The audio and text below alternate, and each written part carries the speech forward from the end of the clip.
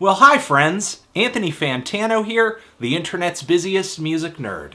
And it's time for a vinyl update, where I just talk about some recent additions to the old vinyl collection. You can find a link down there in the description where you can watch previous vinyl videos, basically see from A to Z everything that is in this case back here, this shelving.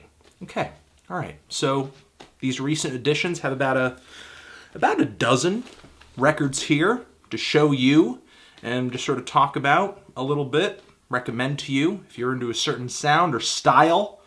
And this first one is a recent release and a recent edition, as these all are, but the new Clipping record.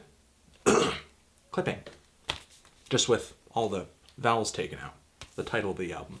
On Sub Pop Records, if you're looking for some experimental noise hop, then I would look into this record. I reviewed it earlier this year. It is definitely going to be one of my favorite albums, and good packaging with this record. I believe this is an early, sort of like an initial pressing of the record. I think what Sub Pop might call the loser edition. Maybe I'm wrong, but it did come with an additional 7-inch, which includes a version of one of the tracks off of this record. I believe the song ends, but featuring drums from Brian Chippendale of Lightning Bolt. Cool? So, we have ends on side A, and it says on side B, Brian. Actually, I've not listened to the 7-inch yet, but the vinyl itself sounds great and is packed into some very nice, very gritty sleeving, the Clipping logo from the Mid-City album right here. Descriptions of the songs, doesn't look like there's any lyrics laid into this or anything, but it does say who's featured on certain tracks, who brings certain sounds to the table, such as Derek Basic, Estrada bring the scratches on the song Summertime, and it is white vinyl with just very, very, very subtle darker colors. Maybe there are more chaotic pressings of this record where you do get a stronger contrast between the white colors and the black colors mixed in the vinyl itself, but it's very subtle coloring on this pressing. The second LP, essentially looking the same, but this is not just a gatefold, but like a 3-panel gatefold. Let me double check on the microphone over here. Bam. Just double checking, making sure that the sound is on. We're doing it raw. We have a picture of the members of Clipping. That's nice. Glossy pictures too. They look great. The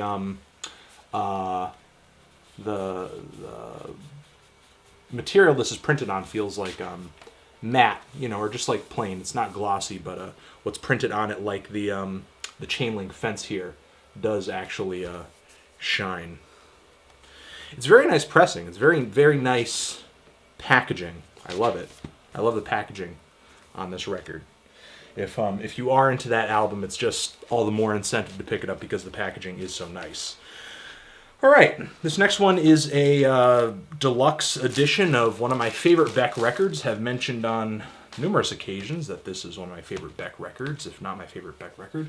One Foot in the Grave. You may be familiar with Beck's folk and singer-songwriter side, but if you have not heard this record, this is definitely a different approach to that. This is more like a folk punk, freak folk, noise folk record with some very, very rough recordings. We essentially have one LP of the original album itself and a second LP, which I have not listened to yet, of like B-sides and extras. I'm actually sort of sitting here wondering why I haven't listened to it yet. But songs, if you have heard record 1, side B, record 2, yeah. If you have heard this original album, then you know what's on it. But as far as the unreleased tracks, the second record, we have tracks like It's All in Your Mind, Whiskey Can Mattress, Woe on Me, Teenage Wastebasket, Your Love is Weird, Favorite Nerve, Piss on the Door, Close to God, Sweet Satan, Burning Boyfriend, Black Lake Morning, Feather in Your Cap, One Foot in the Grave, Teenage Wastebasket, I Get Lonesome. We obviously have some of these tracks being versions of songs that are on the first record over here. But still, you know, if you are interested in this, and this is one of your favorite releases from Beck, just a whole album of unreleased tracks alone, you know, makes it worth it to pick up this deluxe version. And you know, like I said, I have played the first record, and the vinyl sounds great. It's a nice, thick, heavy pressing. This next one is also a personal favorite of mine in the progressive synth genre, but this is the first time I've actually run across a in good condition used copy of this album for just a few bucks. Jean-Michel Jarre's Oxygen. Picture of him on the back. If you're into old school synthesizer music, soundtrack music, I would look this album up. You know, looks like it was pressed back around when it originally came out in the was this early 80s or late 70s? It says 1976.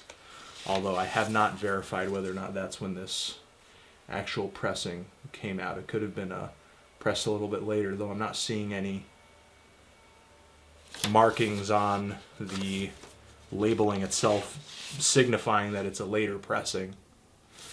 But yeah, this is in incredibly good condition considering the time it came out. But I think there is a bit of a nub cut out right here, which if you are into records, usually signifies that this might have been a radio station copy or something like that, which might explain as to why it was not it doesn't look like it'd been played that much.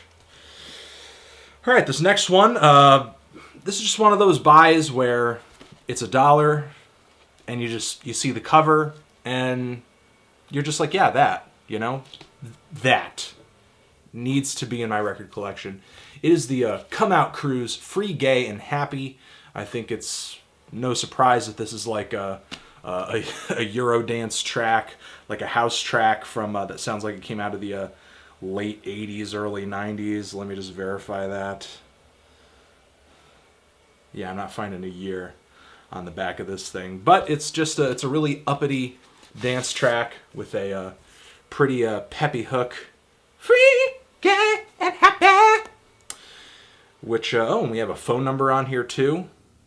Wonder if that's still working. Yeah, and we just have the song itself, Free, Gay, and Happy from the Come Out Crew, along with a few remixes of the song itself. Like I said, totally sounds like it came out maybe 92, 93, maybe like late 90s, but, you know, like late 90s, I guess at the latest. You know, I can't see this coming out like in the year 2000. And, you know, if that is when it come out, maybe if that is when it came out, maybe that could sort of explain why it didn't do too well. But it just sounds like a lot of songs that came out back then, but I do think you know, I don't have much Eurodance in my collection, as many of you may know.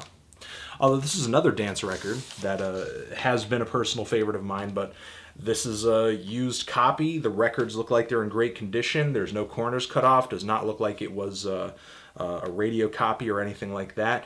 We have Daft Punk's Homework. Just the first time running across right vinyl, condition, right price. It was like $20, and I'm like, hell yeah, why not? You know, I love a lot of tracks off of this. This is the predecessor to Discovery. A lot of great tracks off of this thing, including Around the World. A lot of their great early singles, and I love the packaging on this thing. I mean, it's real glossy, but the pictures are great. And the sleeves themselves say each track and sort of have like a little square single looking picture for each song. What? No masks? Whoa! So there you go. Daft Punk Homework. Happy to find a great copy of that just sitting around. And I don't know if you saw it initially. I don't think I mentioned it, but the patch on the front here is like raised. It's not like, you know, just some flat surface. It's like a raised printing of this. And that's awesome. All right, this next one is another recent release. Also has kind of a raised thing on the front. You have seen me review this, Swans to Be Kind. Experimental rock, post-rock, noise rock, all the babies. Collect all the babies. Got a baby back there too. Glossy babies too. And basically, aside from 3 LPs, you get 3 LPs, 6 sides in total. We also get this nifty little poster of all the babies. All the babies! I'm a little baby! And basically just sitting in the middle here of this 3-panel, this epic 3-panel gatefold, we just have liner notes, lyrics, and all that good stuff. Just a nice heavy 3 LP pressing of this album to complement the fact that it is such a huge record. All right, now with this next couple of records, they are metal records because I just figured during this particular visit to the record store, I would just go all out and just supplement the metal section, or I guess the amount of metal records in my collection. And if you were looking to get into metal music just in general, I would recommend adding any of these records to your collection. Though I do think maybe a few of them are just a little deep. Not deep like, oh man, it's too deep for you. It's like maybe a little too deep into the genre. Like if you're not into metal at all, maybe you should start with groups like Black Sabbath or Iron Maiden, or just some of the early doom acts from the 70s and very early 80s. This might be just going a little too much, but if you are willing to take the plunge, then I recommend trying out the Mercyful Fate record, Don't Break the Oath. These guys are a heavy metal act, and I will say that this may not be for everybody and not even every metal fan. This is a repressing of this record, and even though it is great heavy metal music, really top-notch soloing, great songwriting, the lead vocals of King Diamond are not everybody's cup of tea. They're not everybody's cup of tea. They are even something that it took a little bit, it took a few listens for me to appreciate, not of this record specifically. I already knew what I was getting into when I got this record. I knew I was going to like this when I was getting into it. But his singing style, and it's not your typical, at least for today, metal vocal. It's not growling or screaming or anything like that. It's very much...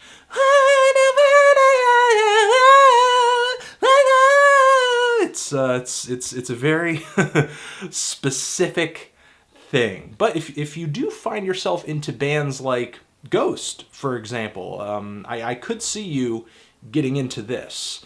And all the lyrics, all the songs, very, very occult. A lot of it is satanic in theme. It's very campy. It's very theatrical. In my opinion, King Diamond, one of the kings of metal camp. So, and it, in my opinion, it doesn't really ruin the record or anything like that. It's just very theatrical. There's just a lot of theatrics.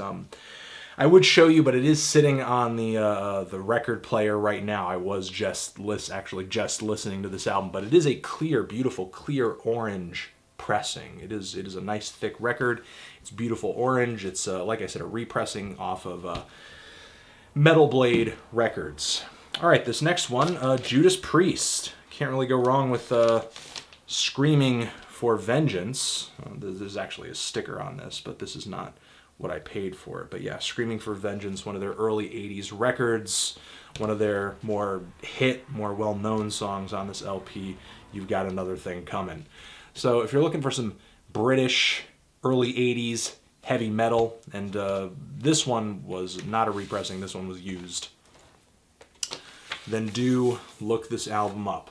Columbia Records, really badass, leather-clad picture of the band right there, looking real tough. Oh, what's this? What's this in here? I actually didn't like dig too deep into this yet. Oh, that's funny. Oh my god. Oh my god. This is a little smells old. It smells old. It looks like just like a little It just looks like a little merchandise purchase card. You mail it somewhere and then you just say which of this stuff you want to buy. Merchandise offer from an unknown land and distant skies. T-shirts. $10. Whoa, $1 each for shipping and handling for these t-shirts. Baseball jerseys. Whoa, you get baseball jersey. Sleeveless t-shirts, sweatshirts, ladies tops. Can't forget the ladies. Baseball cap, patch, sticker, buttons, wristbands, badges, gold pins, programs from concerts, and poster. $4 for the poster. Man, wristbands. Says wristbands are $14 plus $1 each for shipping and handling. Sticker, $2 for a sticker. Yeah, basically, you just put your order down here, send it in, merchandise comes your way. That's how we did it, ladies and gentlemen, before the internet.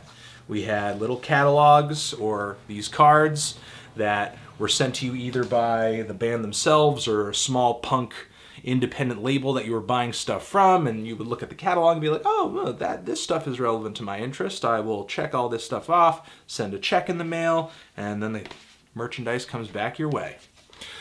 We will not be getting a scorecard or a merch card in this pressing, however, because this is a repressing of one of the biggest albums from the big four of thrash metal: Slayer, Metallica, Anthrax, and Megadeth.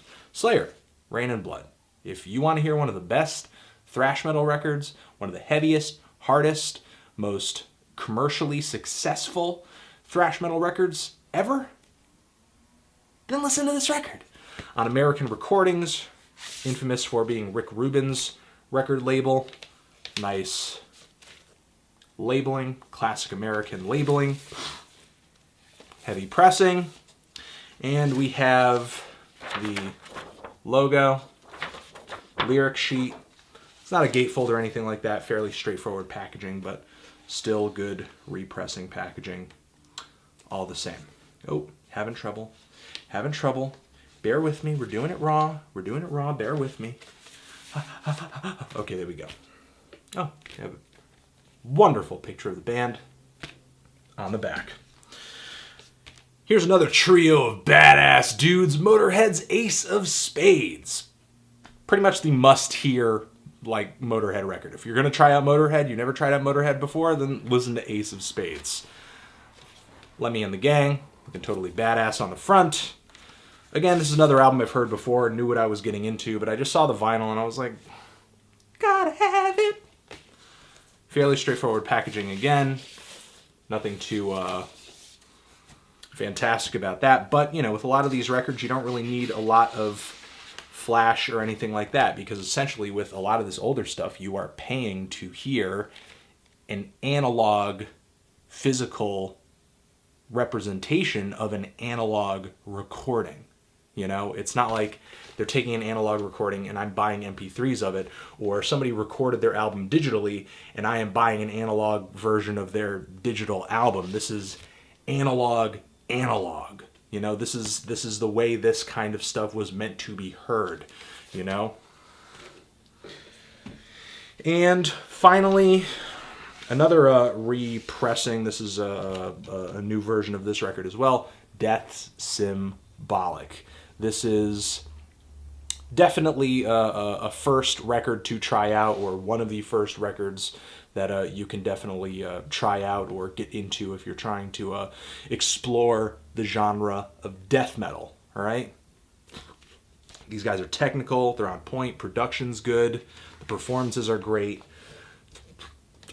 I made a video recently for another YouTube channel that I can link you guys to down in the description, where I give recommendations for 5 death metal records if you're sort of getting into the genre of death metal. And again, fairly straightforward packaging. We got lyrics there, pictures of the band there with thank yous and all that good stuff. Gene and Chuck seem to be thanking a lot more people than Bobby and Kelly, but they're just a little more thankful. And we have the credits and everything like that, engineered by Jim Morris, co-produced by Chuck Schindler, the vocalist and guitarist of Death. Yep. We also have their sponsors. They only use Marshall amps and cabinets. There you go. As if there was a question. And good labeling as well. Deadly bread. Blah. And that's it. That's it for this vinyl update. Cool? Cool. We're going to leave it at that. And we did it raw. We did it raw, ladies and gentlemen. Vinyl. Music. Blah. Transition. Subscribe down there. Come on. Come on. Forever.